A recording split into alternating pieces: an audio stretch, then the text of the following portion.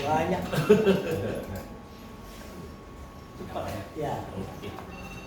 Baik, terima kasih Mas Refdi. Terima kasih buat semua ya. Jadi mungkin saya mulai dari kisah seorang warga negara yang menggugat ya keabsahan ijazah pejabat negara, yaitu Bapak Bang Menteri Mulyono. Jadi saat itu beliau sudah berhasil menggugah saya di tahun 2022. Saat itu juga marak kasus ijazah palsu. Makanya akhirnya saya putuskan akan menelitinya, dan saya lakukan mulai dari tepi-tepi, yaitu saya sudah ke pasar Pramuka sebelum terbakar ya. Saya juga punya kontak-kontaknya. Saya juga coba-coba tanya sana buat sini ya kan. Saya juga di buku ini saya juga ceritakan saya sudah ke beberapa kampus yang sebutkan dikit lah ya.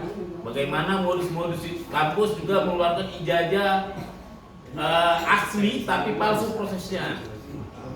Kalau Pramuka palsu semuanya, ya kan? Nah, berangkat dari situ, saya juga searching ya di YouTube ya, di TV ada tayangan di TV One, nggak apa-apa ya disebut ya. Tanggal bulan tahun 2017 itu diputar ulang tanggal 1 Januari 2019, yaitu sebuah acara talk show ya yang dihadiri oleh Menteri Pendidikan saat itu M. Natsir, juga ada ketua bekas komisioner KPU Igusti Putu Arta, dan juga ada pelaku dari pasar Pramuka, cuman sebut saja katanya namanya Tony. Nah, di acara talk show itu diceritakan modus-modus Pramuka membuat ijazah palsu 100%.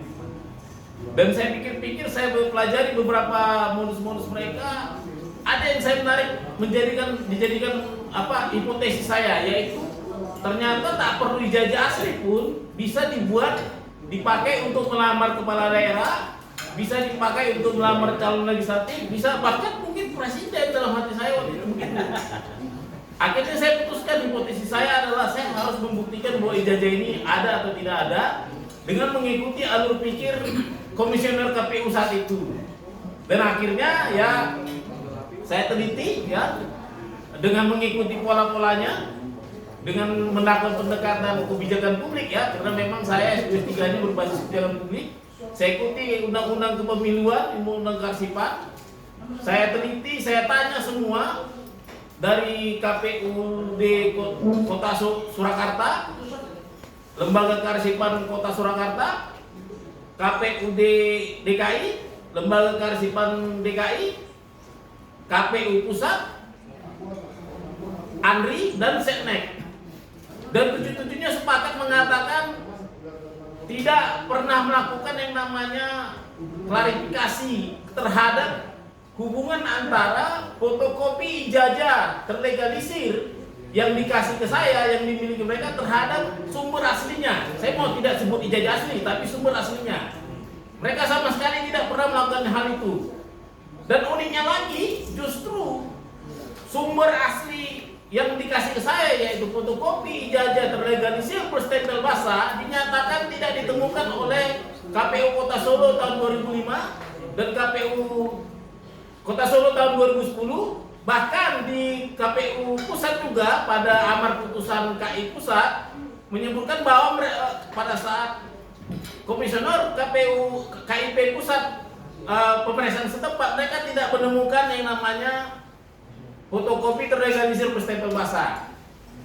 Dan juga saya juga dari kesaksian-kesaksian kami di persidangan di bawah sumpah, komisioner KPU Kota Solo juga bersumpah di saat itu menyatakan bahwa mereka tidak pernah melakukan yang namanya klarifikasi. Sehingga akhirnya saya simpulkan bahwa di buku saya ini bahwa ijazah Jokowi tidak ada. Dalam artian saya mencari ke 7 lembaga tadi, di antara tahun 2005 sampai 2025 saya tidak menemukan adanya badan publik yang bisa memastikan ke saya melalui sebuah verifikasi, berita acara verifikasi, klarifikasi bahwa sudah dinyatakan fotokopi terlegalisir yang dipunyai oleh KPU itu sama dengan aslinya, meskipun di stempelnya disebut sama dengan aslinya. Yang pada akhirnya juga kita ketahui bahwa di stempel itu juga ada keganjilannya bahwa tidak ada tanggal. Nah, pertanyaan kan sederhana, emangnya apa wajib KPU untuk memeriksa, mengklarifikasi? Benar, tidak wajib, karena di kalimatnya dapat. Pertanyaannya kan dapat itu diskresi. Kalau dapat mengklarifikasi, kalau mencurigakan, kalau melanggar hukum, kalau ada lapor masyarakat, kalau ada lapor Bawaslu. Nah, pertanyaan saya sederhana. Bukankah tidak ada tanggal itu melanggar Peraturan Menteri Pendidikan nomor 59 tahun 2008? Bukankah tidak adanya tanggal legalisir itu melanggar Undang-Undang nomor 30 tahun 2014? Sistem administrasi negara. Maka saya kutip kemarin pernyataan hakim, mantan hakim Pak Marwar Rasian, kalau tidak ada tanggal, lantas bagaimana orang menggugatnya ke petun kalau tidak ada tanggal? Jadi dari situ seharusnya KPU sangat kuat alasannya dia harus mengklarifikasi itu sejak tahun 2005 karena tidak ada tanggal. Jadi ada semacam pembiaran di sini ya. Nah, dari situ juga berangkat dari tadi terbukti bahwa itu tidak diklarifikasi. Saya juga langsung mengejar ke Undang-Undang Kearsipan. Di mana Undang-Undang Kearsipan mewajibkan bahwa setiap 5 tahun setelah arsip statis, setelah arsip dinamis yang ada di KPU Solo, KPU Surakarta, KPU DKI, KPU Pusat, dia harus menyerahkan arsip-arsip yang dia miliki yang statis ini ke Lembaga Kearsipan Daerah, Lembaga Kearsipan Daerah Solo, Lembaga Kearsipan DKI Jakarta, dan ANRI. Ternyata ini pun tidak dilakukan. Akibatnya apa? Akibatnya tadi itu yang di Solo bisa hilang, tidak kelihatan. Dan paling uniknya lagi, ANRI maupun Lembaga Kearsipan Daerah menjadi tidak berhasil melaksanakan Undang-Undang Kearsipan, yaitu mengautentikasi, memeriksa keaslian antara fotokopi terlegalisir stempel basah dengan sumber aslinya.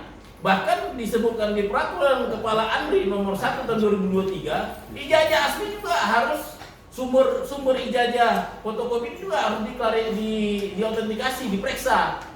Chemicalnya, tintanya, ukurannya seperti itu. Nah, jadi untuk itu saya sudah fix bahwa saya secara bertanggung jawab mengeluarkan buku ini. Saya bisa bertanggung jawab secara ilmiah.